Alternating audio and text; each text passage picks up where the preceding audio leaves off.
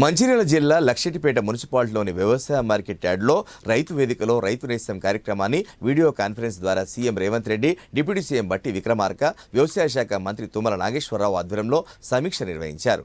ఈ సందర్భంగా జిల్లా వ్యవసాయాధికారి కల్పన మాట్లాడుతూ రైతులకు నూతన సాంకేతికతపై సర్కారు అవగాహనను కల్పించనుందని అన్నారు. ఆవిష్కరణలు, విస్తరణ సేవల కోసం వీడియో కాన్ఫరెన్స్ సమీక్ష అందుబాటులోకి తీసుకొచ్చారని తెలిపారు.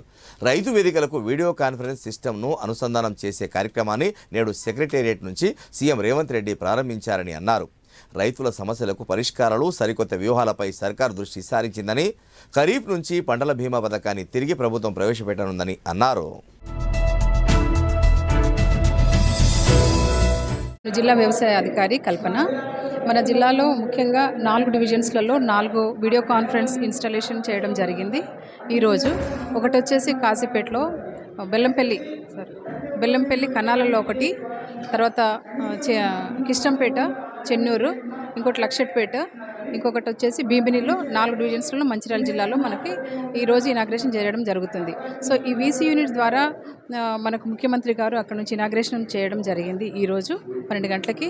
అయితే ఈ వీసీ యూనిట్ ద్వారా ఏమంటే మనకి రైతులకి అవగాహన కల్పించడానికి, అంటే ముఖ్యంగా వారు వేస్తున్న పంటలకు కానీ వారికి కావాల్సిన సహాయ సూచనలు అన్నీ కూడా రైతులకి మన వ్యవసాయ శాఖ ద్వారా అధికారులు కూడా వాళ్ళకి అందిస్తారు. అట్లానే సైంటిస్టుల ద్వారా కూడా వాళ్ళకి ఏ అవసరం ఉంటుంది, అంటే వాళ్ళు ఒకవేళ ఇక్కడ దాకా రాలేకపోయినా కూడా వాళ్ళ యొక్క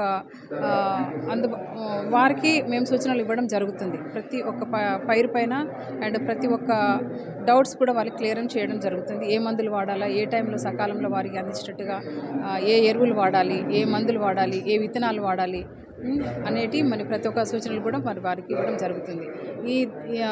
ఈరోజు ఇక్కడ మనం లక్షట్పేటలో ఉన్నాము. ఈ లక్షట్పేటలో రైతులందరూ కూడా రావడం జరిగింది. మరి అధికారులందరూ ఉన్నారు.